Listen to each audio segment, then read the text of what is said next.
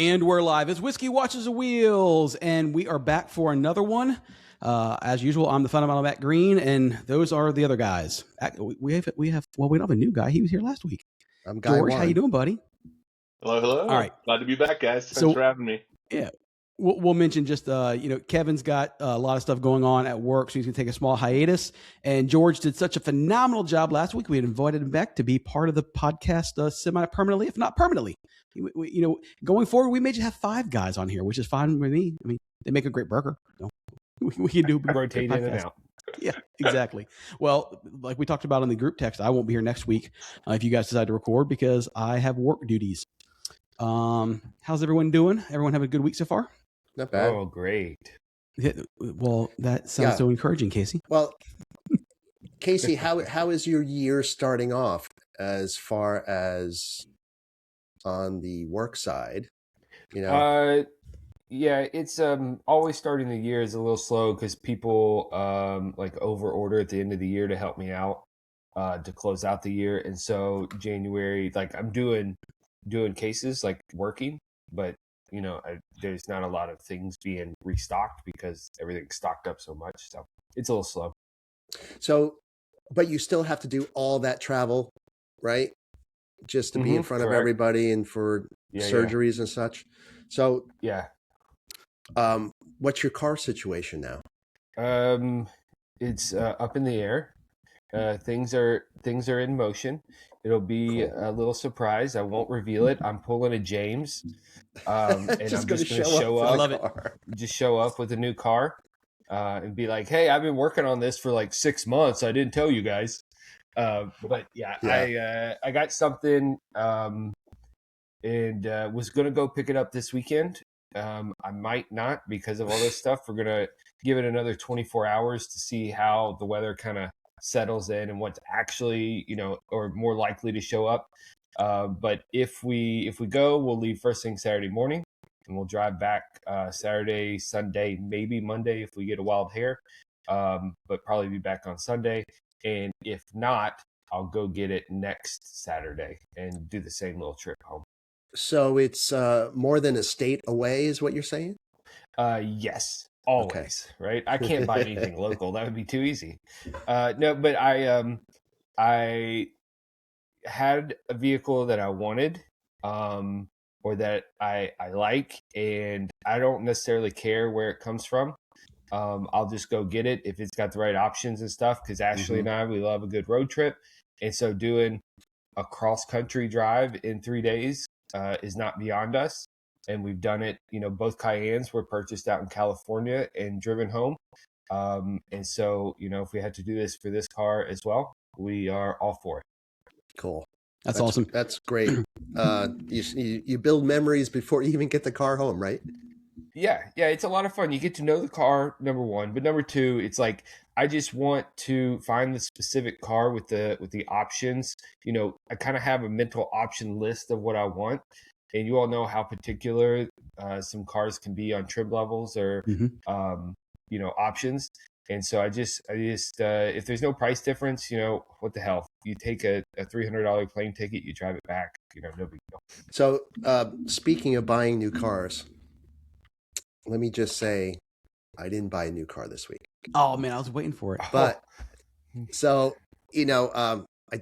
we bought a house, right? But so I was talking to my financial guy, and not the whole team. They're not car people, but they like to pretend to get excited for you that you get a new car, right? Yeah. So they're like, "Oh yeah, that's killer, yeah." And then the guy reached out to me today, go over a couple topics, and he goes, "Hey, I got this third topic I need to talk to you about. I've got a client that wants to buy what's that car you just got?" I said, "Oh, GT3." He goes, "Yeah, I want it." He wants to buy a GT3. I said, and he doesn't know where to start. I said, "Well, oh my God, that's just throwing out GT3. That could be a world of difference, right?" Yeah. So I'm like, "Hey, I'm willing." Now he's like, "Oh, will you help and take a cut?" I'm like, hell yeah, I can help out. I'll sell him mine. Yeah. So, but it's like for somebody to just come to you and say, "Hey, I want to buy a GT3." That is so vague. It is. Like, Yeah. well, does he want PDK or a manual? And he's just like, what generation? What's PDK? I said, okay, so do you want automatic or does he want to do a manual transmission? Does, what generation, what options, buckets, couch seats, it goes on and on. So what was really cool is I just put a little quick questionnaire together with the help of ChatGPT as far as all of that stuff. And I shipped it off, and I'm kind of curious to see what he comes back with. Right? Because that would actually be fun. Yeah. Yeah. I said, I'm totally willing to help. I love spending other people's money. I got no problem doing that. But to find a car, sure. Based on the amount of people that we all know, sourcing a car, it's not the toughest. Well, it could be tough, especially on a GT3, or as Casey was saying, he's very particular in what he's looking for. But I'm not sure if some guy just goes, I'm just looking for a GT3. Right. What does that mean? So, and if he wants... And it really does, it also does matter, as you're saying, James, like, is he an actual car person or is he just a GT3, wants to own a GT3? Because those are two very different cars, right? Exactly. Like, absolutely. As you were saying, the couch cushions, back seat delete, roll bar, wing, no wing, all that sort of stuff. You're right. Those are extremely ceramics, different cars. Right. Is he going canyons? Is he going track, or is he going to cars and coffee? Yeah. What, right. So obviously the way it was shared with me from a non-car person, I have no idea if this guy could be a total Porsche nut and he just needs help finding the right car. So we'll see what happens. If he was a total Porsche nut, he wouldn't say, I have no idea where to start, right? Pretty much. Yeah. So we'll see what happens. But I thought it was interesting, we get questions all the time, right? Well, what's the best watch for me to buy under $500, under $400, under $1,000? How about bourbons, et cetera, et cetera. So, hey, we'll help you buy a car too. No problem. That's it. Yeah. Let's go. New car concierge service. There you go. I love with a free bottle of whiskey. Yeah. For your drive home. There you go. We can definitely figure that out. So, I signed up for Amelia. James, or did you decide you're going to go to Amelia? Are you going to go now? The 912 is registered for works to be judged. Wow. Good deal. So, yeah. Yeah. So I'll be there the whole weekend. I'm going to do Friday, Saturday, Sunday. But then I'm trying to figure this out. I get 4 weeks of vacation a year, and I really want to do like I did several years ago, but instead of being on my motorcycle, just go by myself. I love my wife, but I'll just hop in the 911 and go for a road trip, and I have no idea where I'm going to end up or where I'm going to go. Just cruise.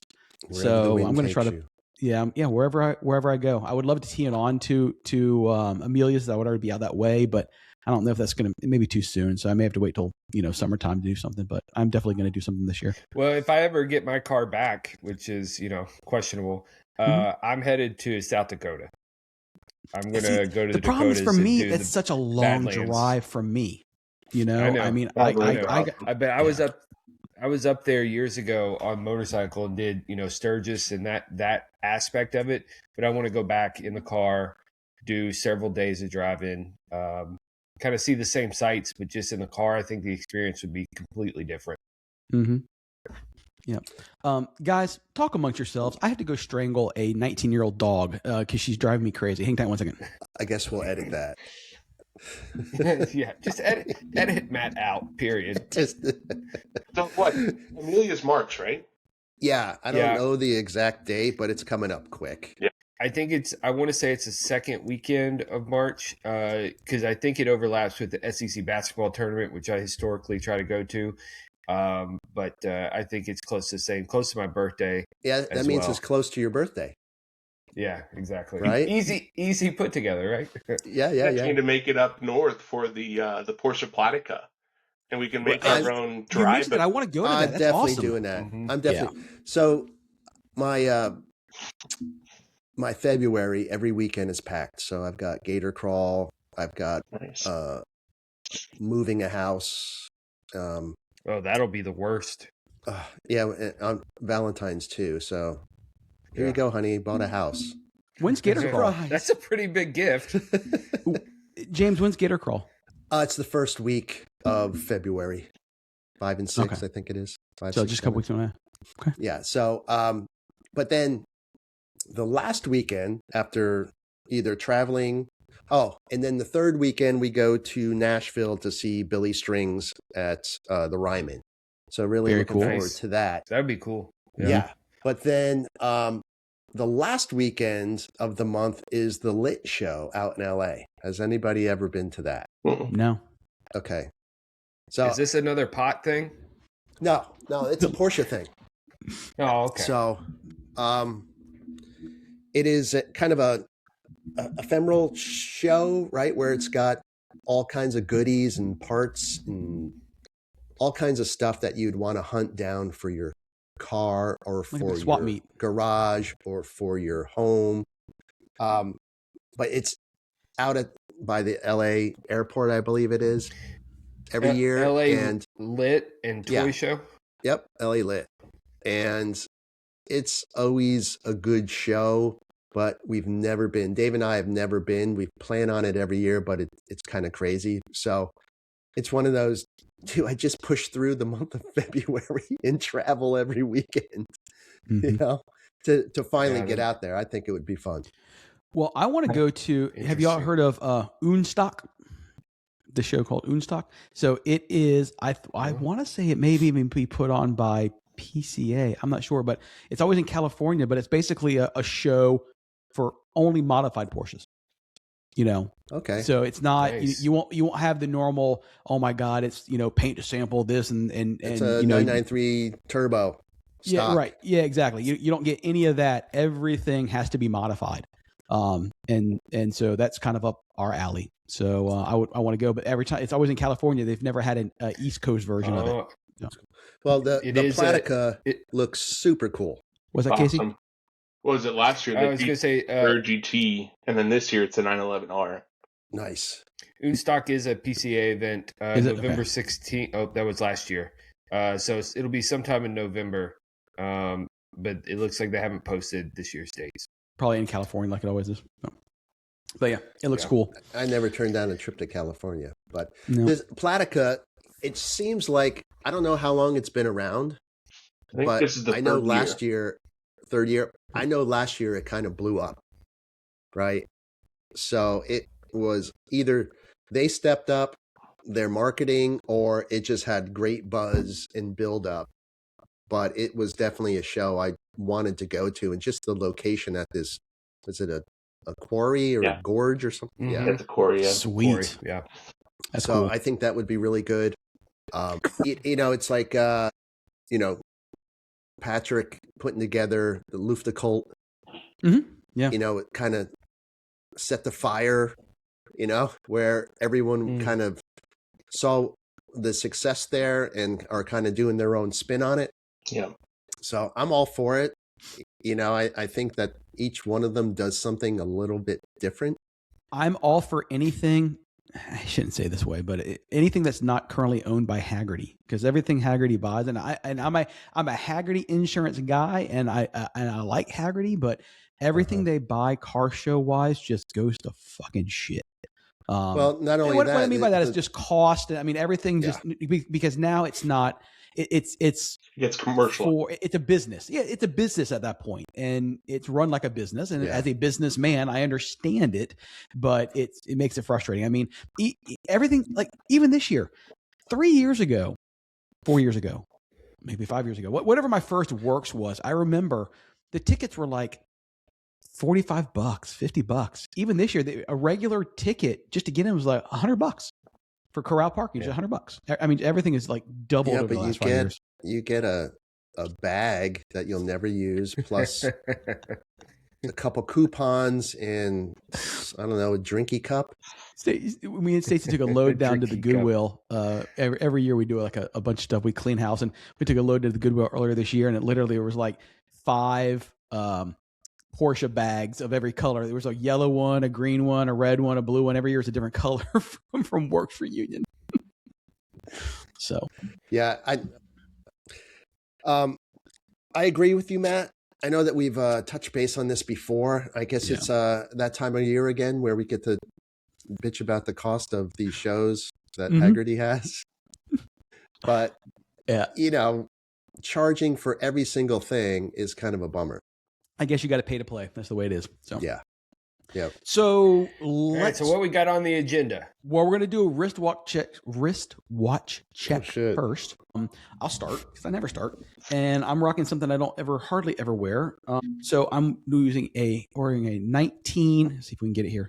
93 Seiko UFO day date, Nice. blue and white with a nice little blue leather racing band on it, and I like it. I was wearing a blue shirt today, and although we talked about this a couple weeks ago, I'm going to thin the herd. I have so many watches, and I just don't wear hardly any of them. I mean, I was in there, and I have an orange Monster. I think I've worn twice since I bought it from the early '90s. So I'm gonna clean house and sell a bunch of shit. Where are you going to sell it on? So I have. Yeah, I was thinking about that. Actually, like before you guys asked me to be on the podcast the first time, right? I'm like, okay, let me take inventory of the watches, right? Which watch am I going to wear? I'm like, okay, I have more watches than I thought I did. I'm like, I need to, consolidate and maybe upgrade up, right? And just have about a quarter. It catches of what up I with have. you. Yeah. So I thought about this, George, and I thought about maybe selling them on my Thornhill page. But then the problem is that it's not that you're not insured, but then you're dealing with people from all over the place and you don't really know them. And who knows if because you do on Facebook Marketplace? No. So I'll probably do eBay only because you're secured and and you know that if you get screwed, you get your money's protected, I'm probably going to do the same thing, but I'm going to lean on the Whiskey Watches and Wheels Instagram as well as and I may put Instagram. it there. I may cross promote it there based on the people that visit that, both those, absolutely. They know that it's full of watches, and why not sell to a listener? And that's probably what I'll probably do it on eBay, but then cross promote it on Instagram. Yeah, exactly. Hey, but all kidding aside, I mean, I have a bunch of JDM watches and I got a bunch of, I just have a ton of stuff. And the reality is if I liquidate everything except for what I really wear, you get a cup of coffee. Well, no, but seriously, I can probably, I'm halfway to a Rolex, man, with everything that I got. I have like 60 watches. So I'm probably going to liquidate and maybe if I can get enough out of them, which I doubt I will, but if I can, I may just get a used like Submariner and just knock it down from 50 watches down to a nice 6-7 watch collection and call it a day. So I'm kind of with you. I have a lot of Seikos, and at the time they were easy to acquire, but now I think that there's a lot more people looking for those, and I think the values have skyrocketed. And I'm kind of in the same boat where, you know what? I really don't need 50. There's so many that are just kind of sitting at this point that I would rather consolidate and get to the, under 10. How about that? Yep. And there for a while, I was chasing watches because I like a lot of color. So I have a ton of you guys know, I have orange face watches and red face watches and blue and green and because I like colors. And now I'm at the point to where if I want a unique color, I'll just build one with my own logo on it. And, well, you're in your own little world then with that. Right. Really, we don't. Yeah. Not all of us can do that. Well, no, I understand that, but which is a great spot. I don't care about really it being a known. I'm doing it for a fashion sense, not really so much. I want it to be quality, so I can just make my own and call it a day if I want a orange one or whatever. So I may just sell the ones that I have. Well, it's as we unload, appreciation, right? Not someone else's. Exactly. Right. Yeah. So once we unload, we'll just call it Whiskey Watch and Wheels. There you go. Yeah. Well, I'll unload everything I have, and then when it's all done, I'll call Josh up and say, "Hey, man, I need a sub. And what do you got for me?" I think maybe one of these future topics then, right? You always you see like the perfect 3-car garage right? So what's maybe like the perfect 3 or 5 watch case? I think we can have that topic, right? And say, okay, these are the styles that we think, and these are the ones I would pick, and talk about maybe a budget, right? So it's a done deal. So again, I won't be here next week. So not next week, but the week after that, you guys got 2 weeks to plan for it. All right. There's our topic for the next 2 weeks or 2 weeks from now. Go. So today I'm wearing SKX 007 Good for you, The man. one I enjoy very much, Jubilee band. Yeah, I like that. This one is a little fancier with the Jubilee, but as you all know, I love the diver look, and I think this is a fantastic watch, although it loses about 4 minutes a day. Not happy about that. That's That not is cool. so weird. So when you get ready and you don't want to hang on to it for a little bit, send it my way. I'll put it on because there's an adjustment next to the rotor, so it could have gotten knocked or something. So I can toss it on my time grapher, see what's going on with it, and then I can do micro adjustments on the rotor and get it back in time for you. Nice. Yeah, I don't have any issues with my 007 at all as far as the time goes like that. So maybe it is magnetized or something along those lines. Well, I bought a demagnetizer, so I've tried that. Oh, okay. Of course, I may have not done it right, but I followed the instructions. I had the same problem with my 007 done it since I got it. Really? I had the same problem. If you guys remember, that's how we found out about the demagnetizer. I had the problem. I thought it fixed it. It didn't. And so it wasn't until just literally probably a month and a half ago that I was able to, once I got my time grapher, put it on there, saw that it was visibly losing time and was able to flip it over. And in real time, while it's tracking it, I can micro adjust that and get it straight. So that's cool. Very cool. Yeah. George, what you got? What do I have? So I have a Seiko, but it's like a Seiko mod. So it's, there you go, speed timer. Ooh, I love it. Oh, There you go. Mod with orange hands and accents. Hell yeah. I like that a lot, man. It's almost like a good. flight watch, flight chrono. It's good. Yeah. I mean, very Speedmaster look. Right? It's got the little race action feel to it as well. It's a professional under the Speedmaster and everything, right? Just like it's made to, essentially, it looks just like the Omega, right? Which is one of the watches that I want, right? The Moon watch. Oh, nice. But I wore mine yesterday. I'm wearing the Moon watch. Hey, there you go. See? How about that? So I almost wore mine. Tessellite, or is that Sapphire? What size? It's from 92. Okay. So so it has the Tessellite. Yeah. Then. Okay. Yeah. So that's why the indices are kind of weathered looking. So 3592.50 Apollo 11 case back. Yeah. From 92. Yeah. So cool. I took the GT3 to work today just because I didn't want it sitting, and I was like, let me throw on the Speedmaster. That's right. Like I said, I wore mine yesterday. Mine's a 2021, but it's got a Tessellite as well. Non-exhibition back, but I love it. Oh yeah, what's not to like? Mm-hmm.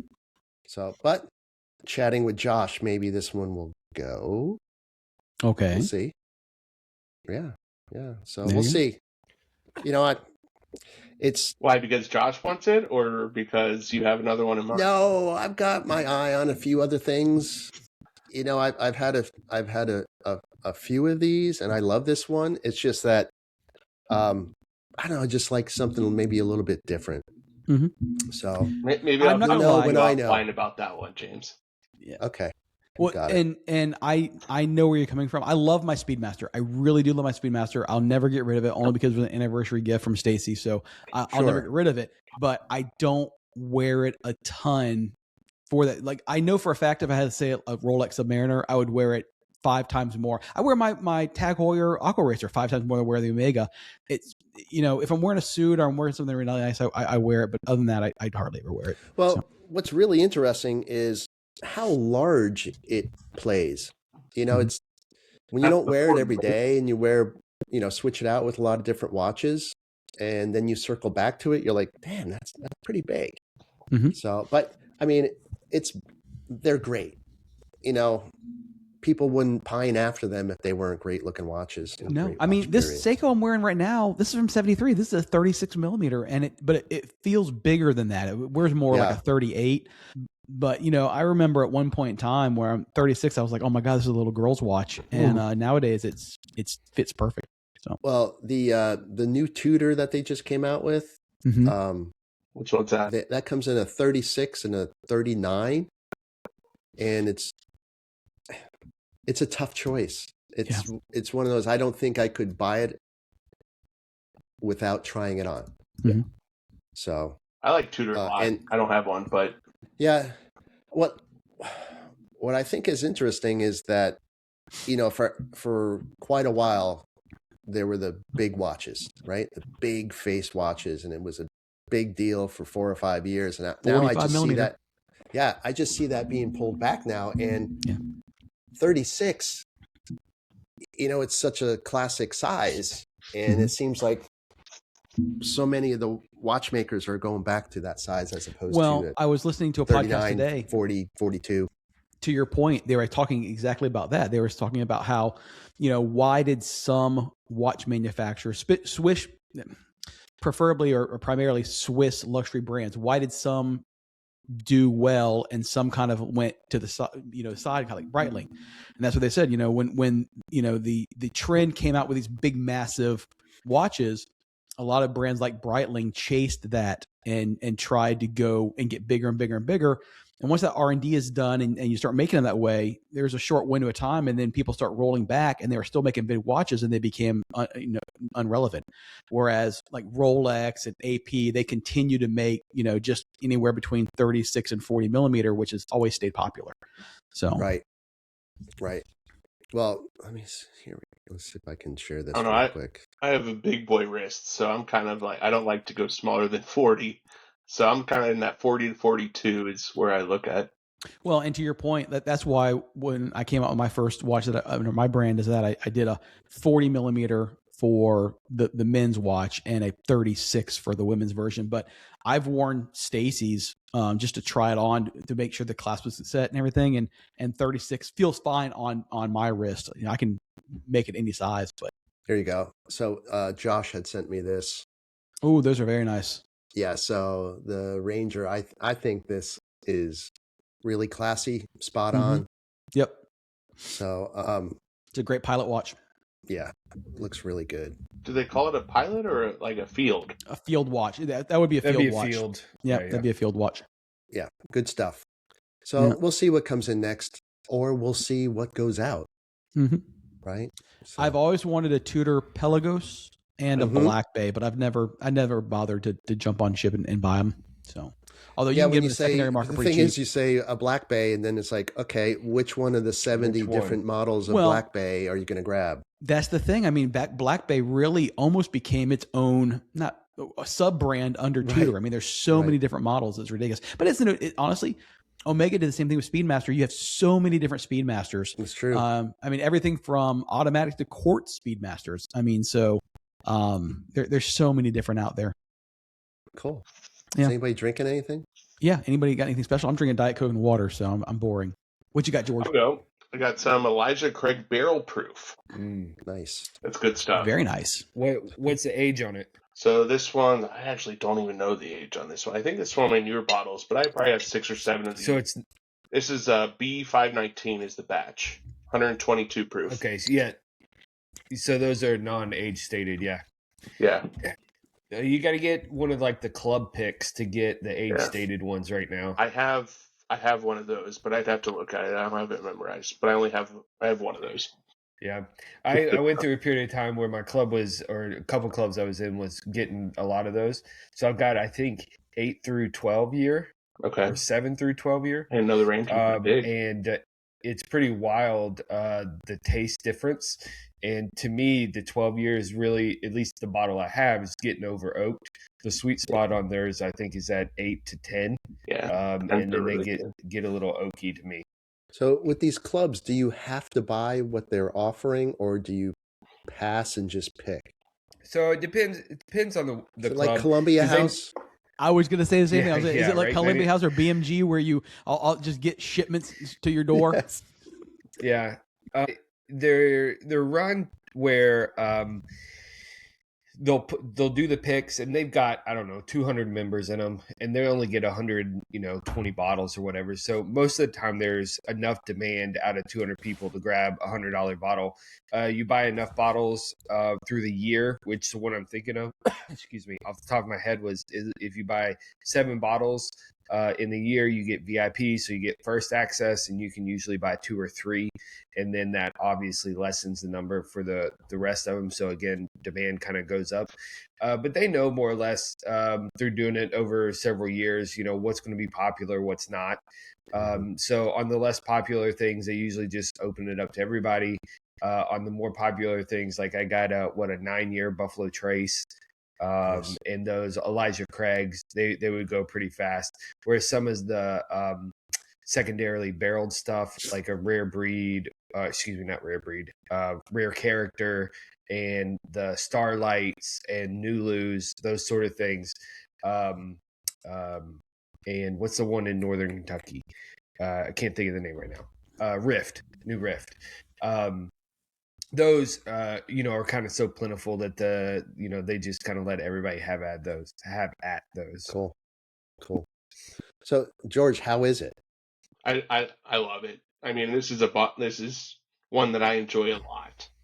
It's not just a new bottle that I have and I'm enjoying right now. It's one that I seek out and I always buy when I see it on the shelf. But they're becoming more available, just like everything, right? Yeah. That might lead to our next topic, but what is the price point? It's like, what is it, like mid-60s, I think, 60 plus tax, maybe. Yeah, got it. Somewhere it should be in there somewhere. Yeah, it's good.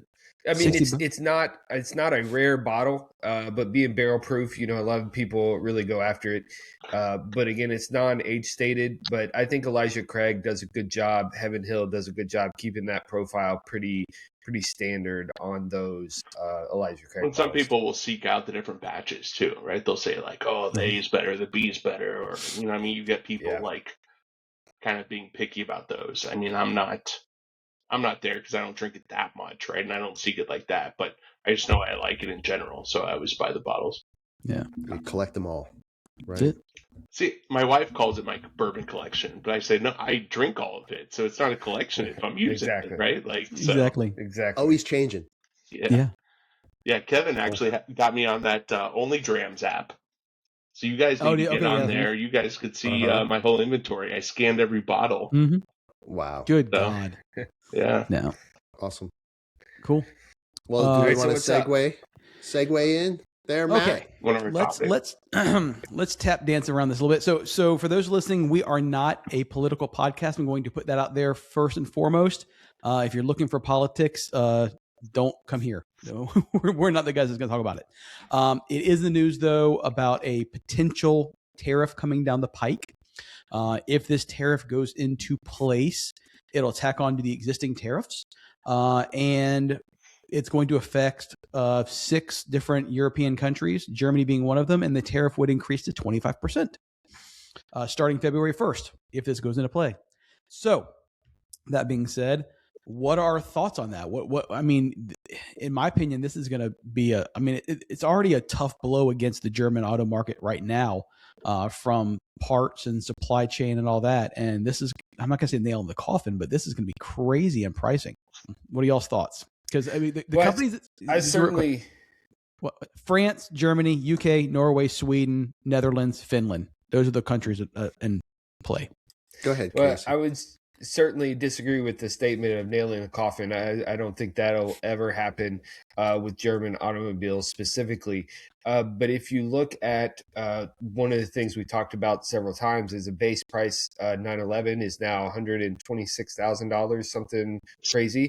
And so, so if you tack on another 25% there just in tariff fees, we're talking that would be $30,000 roughly. So good God, right? For a base car. Now, do you think 911s will still sell? Absolutely. I don't think that's going to be a problem.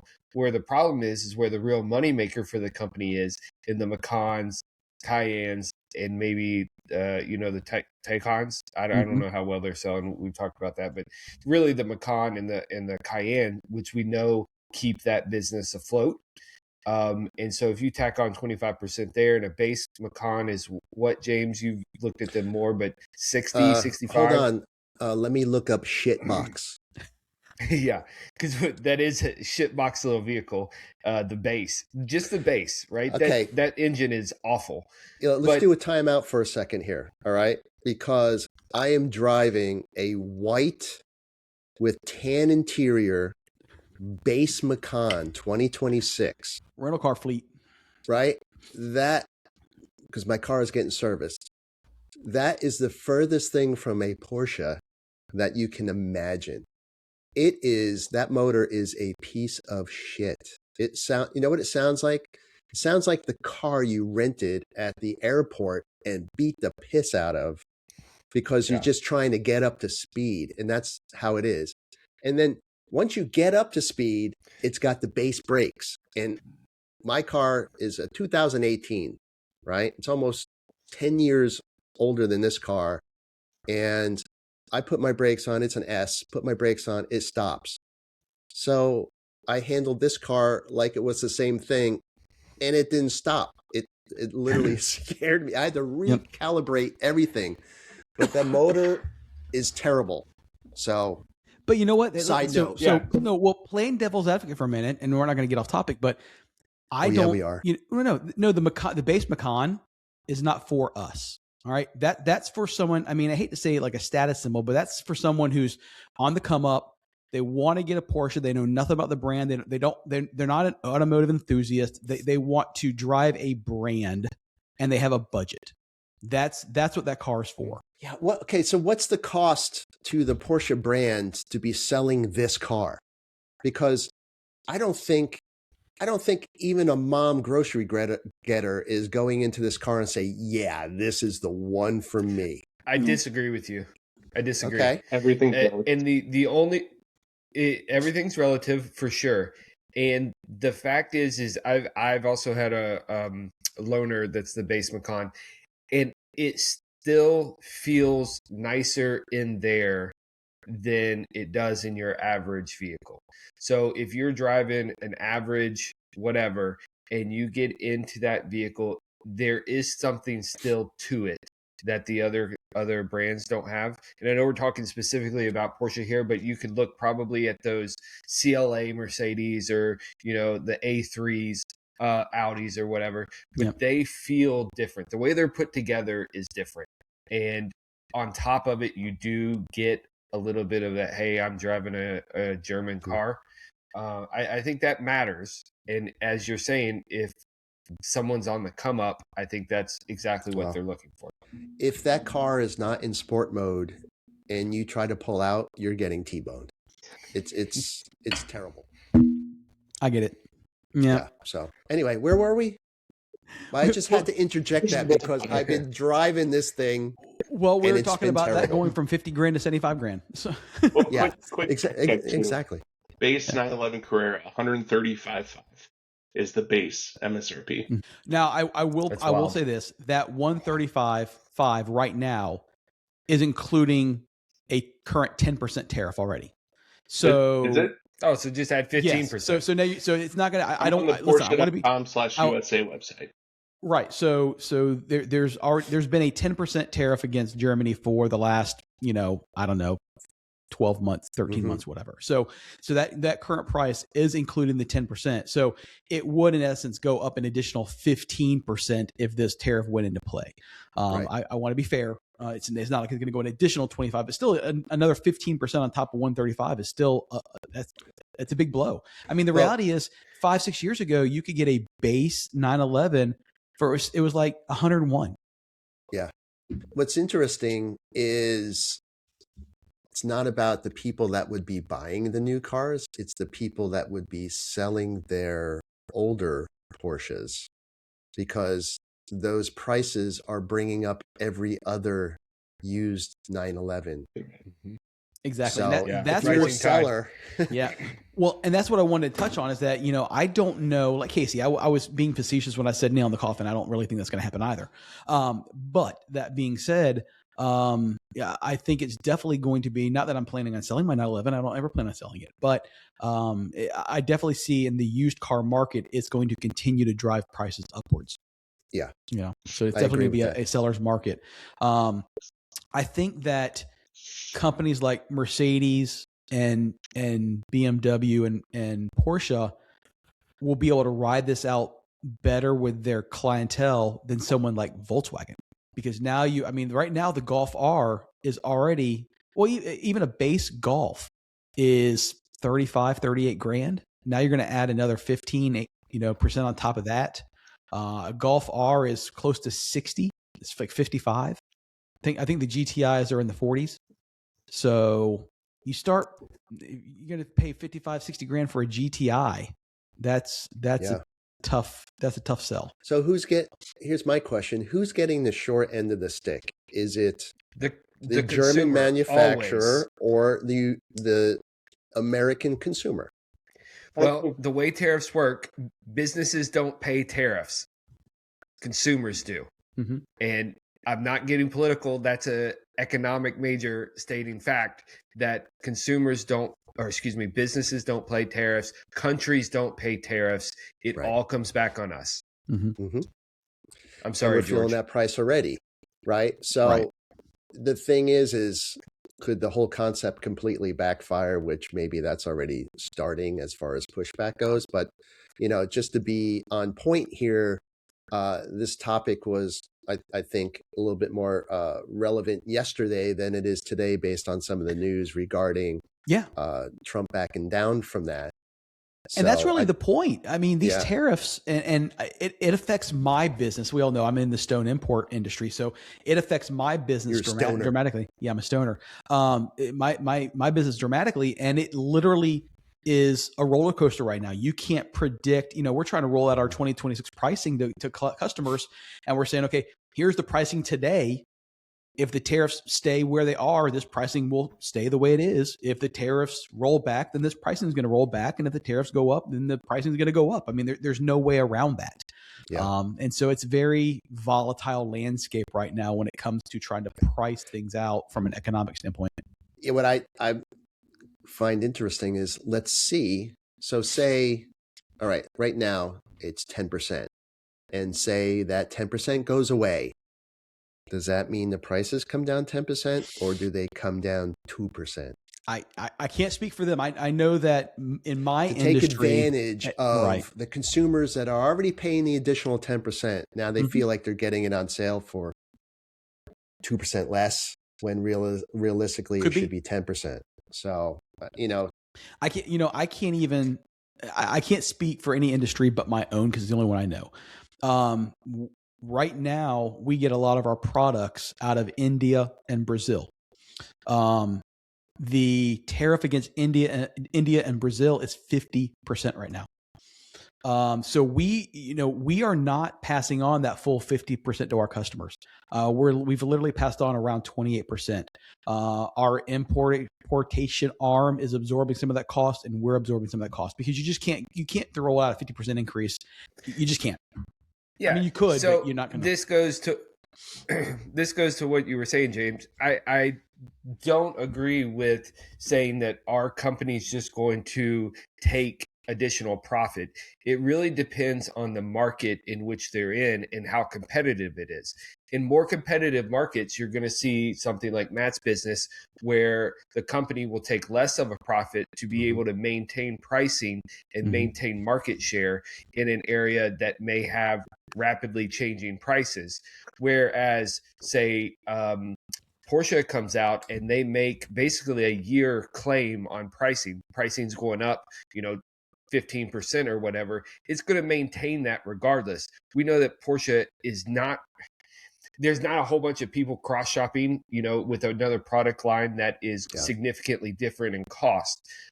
When you have, say, Mac, Apple, and their electronics prices go up, so their laptops go up.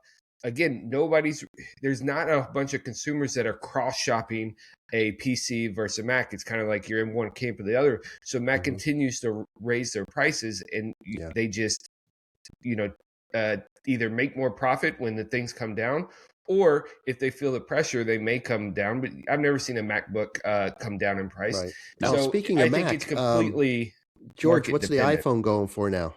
No clue, don't care. Not interested. Not cross-shopping. Love it.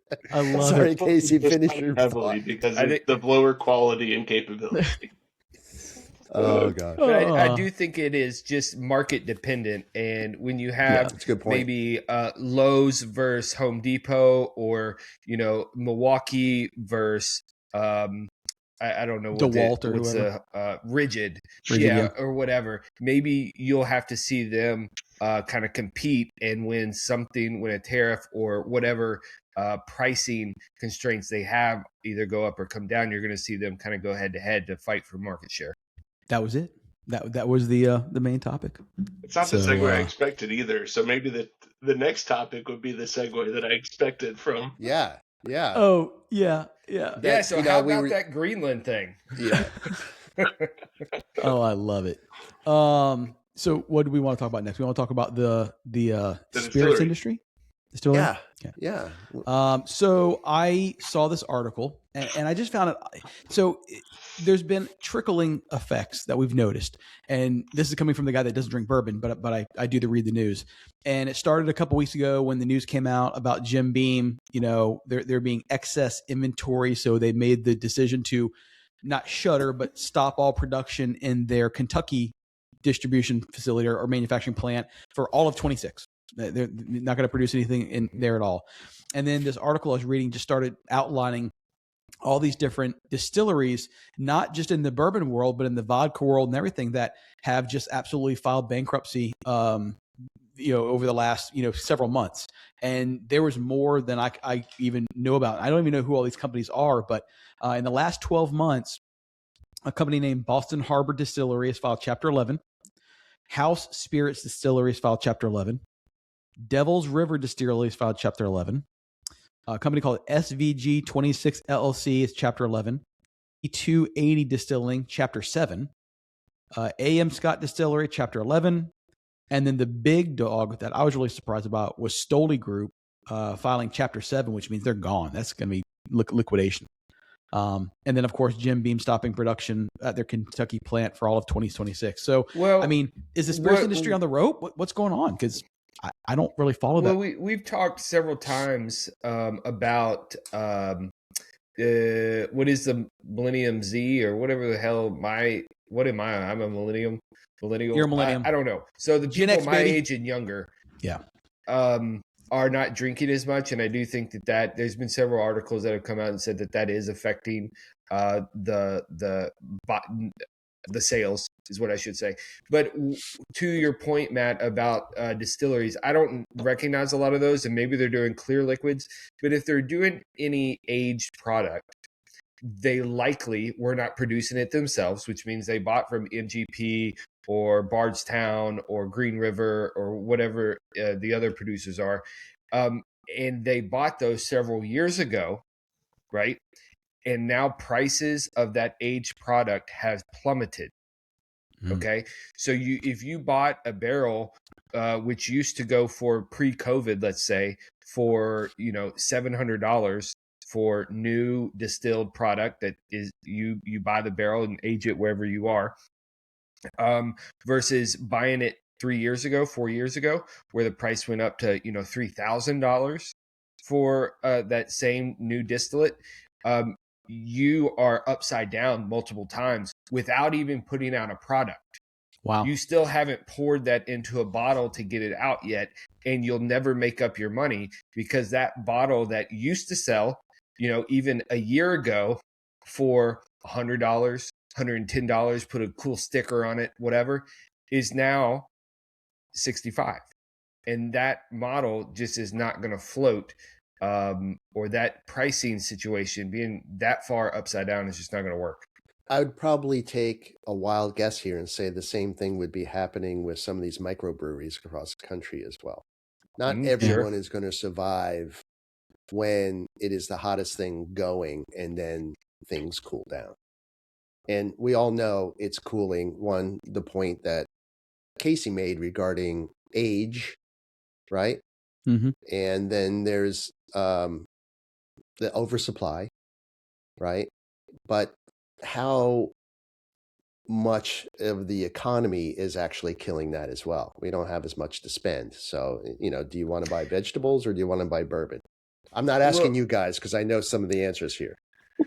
But I think if you look at the economic data, these sort of what do you call them when they're like something bad that you still do, like your I can't think of the proper word, but some of these habits that people have are really not affected until the economy drops really, really bad. You look at cigarettes, you look at fast food, you look at alcohol. These are things that you really don't see a hard dip until things get really terrible. Vices, that's the word I was going for. Yeah. You don't see the sales drop as dramatically until the economy really, where people are just like out of money. And still sometimes you see them maintain because people are so upset. They're like, I need that vice even more now than ever. And so I don't think to in my mind, in looking at the bottles that I'm trying to go out and find and buy, and I still can't get them. I don't think it's economy. I think it is the sheer volume of people that are buying less, as well as people kind of moving on from bourbon to tequila to THC drinks to not drinking. Yeah, I've done all of those. You know, I can solve this entire problem with 2 words: Bartles and James. Bring them back, baby. bring back Bartles and James, man. The youths will love it. Zima, let's bring back some Zima. The young people will love Zima. it. Oh yeah, they didn't like it the first time around. I don't even know what Bartles James is. Oh, see, I'm showing my age. You got you don't know Bartles and James. Oh. Okay.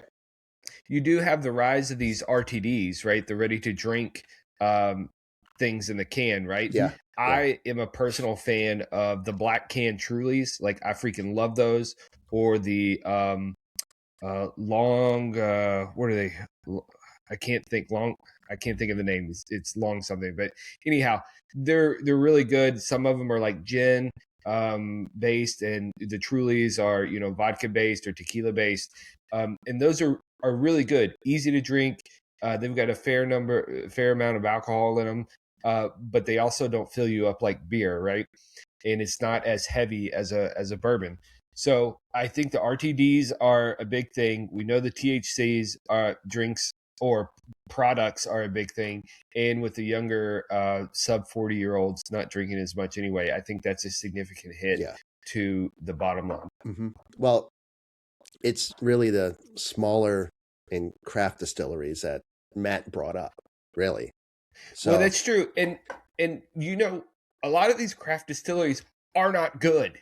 Like, I like that they were producing stuff. Yes. Because I like supporting small business, and we traveled, and I'll go to them when I see them on the roadside. But as far as their brown liquor, it's dog shit. Yeah. Like these little tiny things. Casey. Like, I don't. We've been to a few that we just walked out of there and go, what? What was that? Yeah. Yeah. I mean, I admire the effort, and I like the business, and I want people to continue to chase it and get good at it and spread that knowledge. But I'll tell you, man, some of that stuff is just not good. So for the youngins there, this was Bartles and James. Bartles and James was a wine cooler back in the 80s. And these 2 old well fuckers, branded. Yeah, these 2 old fuckers were the greatest, man. They used to sit on the front porch talking about their Bartles and James wine coolers, and this was Zima before Zima existed, and people couldn't get enough of this shit. Nice. Yeah. Yeah. So if you were Gen X, you knew if you're Gen X, you know what Bartles and James is. Yeah. So, that's awesome. Cool. So, well, I think we've touched on the issues a number of times now with the bourbon industry. I think really what it comes down to is the economy part of this? Yeah. But in the end, either you're doing really good juice or you're not. Right? Yeah, 100%. And I don't think we need to worry about any of these large conglomerates going broke. It's not going to happen. So no, those big buildings didn't get there by themselves, right? Same thing they say about Vegas. And we know, George, you have your favorite. You were just talking about the Elijah Craig. That Elijah Craig, Heaven Hill will always produce that because it's a killer freaking product. And those big names are big names for a reason. The big five are the big five for a reason. And I don't think they're going anywhere, whether they scale for a year or two or not. That is what it is. But that good stuff is still going to keep flowing. We'll just have to consolidate and adapt to like our watch collections. There you go. Exactly. But it's also it's a good story. It's going to get a click if all these are going out of business. And I'm sorry, I didn't recognize a single one, Matt. So don't apologize to me. I recognize Stoli. Yeah, Stoli was the only one. Of course. That's Kentucky Owl, so that's one I don't want to go. But it's also a little bit. It's priced a little bit heavy, also. But it's a brand that I would like. Well, and Stoli's really known for a lot of their vodka and stuff like that as well. So they're clear liquors. Well, it's possible, maybe today's youth just thinks that bourbon tastes like shit. I don't know. I think today's youth just drinks a lot less in general. I think James hit on it, but that's going to be a long-term impact. They're all smoking weed, man. They're all smoking ganja, taking edibles, playing video games. I play video games. I can't say anything. I play video games all the time. So, anything else that we want to talk about? George, anything? Not today. Awesome. George, you look like you want to say something. George? I was just thinking. I didn't really have anything specifically. That's okay. It's all good. Well, we're an hour in anyway. You got to come better prepared next week. No, it's all good. It's all good. George got this is the first week George got a free pass. So for those listening, we added George to our little group text, and so he got to see kind of behind the curtain on the way we operate things, which is terribly disorganized.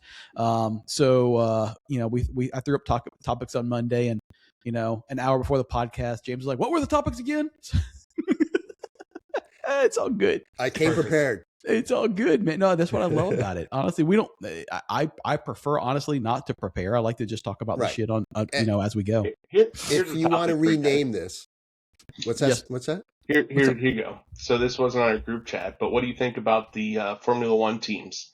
Maybe the liveries or some of the recent news that's coming up last couple weeks. Any? I think we need to wait a little bit longer because now we haven't seen the real cars at all. We've seen two. So but we're not sure if those are the real cars, right? So they're usually hiding something. Well, we did see we saw Cadillac, right? Cadillac was Red Bull did like an actual formal reveal of their livery in Detroit.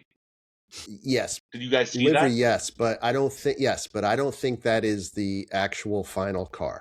So they're always holding something back until that first day on the track, and that first day on the track is closed. Yeah. So we don't know. Yeah, my main question was related to the livery, not necessarily car design. I haven't seen. Red Bull went back to the classic, a little bit more blue rather than the darker. And did you see their actual reveal with that stunt airplane? Oh man, you guys gotta watch it. Look it up. Well, what was funny is I happened to be on YouTube and I came across the live stream, but it hadn't started. Okay. So I never circled back. So I missed it. All right. We can touch base on that next week. We can all do our homework. Do that. Let's hold on. Let's just do this real quick. I like Casey's idea because we're going to get a lot more coming this week, and we can talk about it. That's fine. But this is the one you're talking about, George? No, that's an old one. That's not the new one. That's an old one? Okay. Well, then never mind. I think it looks darker than what I was expecting in the picture, at least. Maybe it is. Let's see. Well, they have the brighter blue than they have. Yeah. Oh, nice. Cool. Well, let's talk about it. I think all the reveals are going on this week, aren't they? Yeah, there's a whole schedule over the next week. Yeah. Well, like I said, I won't be here next week because I'll be in a trade show. But if you guys want to record, you're more than welcome to. If not, then no big deal. We'll table it and we'll do it the week when I get back. So I'll leave that up to y'all. What are you saying? We can't do this without you, Matt? You can. That's what I said. If you want to record, you can record, and I'll edit it when I get home from the trade show. There you go. So, all right, guys. For those listening, thank you very much. For those listening in their car, thank you very much. I would say that if you are listening in the car and if you got 5 minutes, scroll through our YouTube because a lot of the videos and images that we talk about, you actually see in person. You miss that aspect when you're in the car. If you got any questions, hit us up. Go to our website, whiskey-watches-wheels.com, and we will see you. Well, I won't see you next week. These guys might. If not, definitely the week after. But we'll see you on the flip-flop. Catch you guys later. Bye. Bye.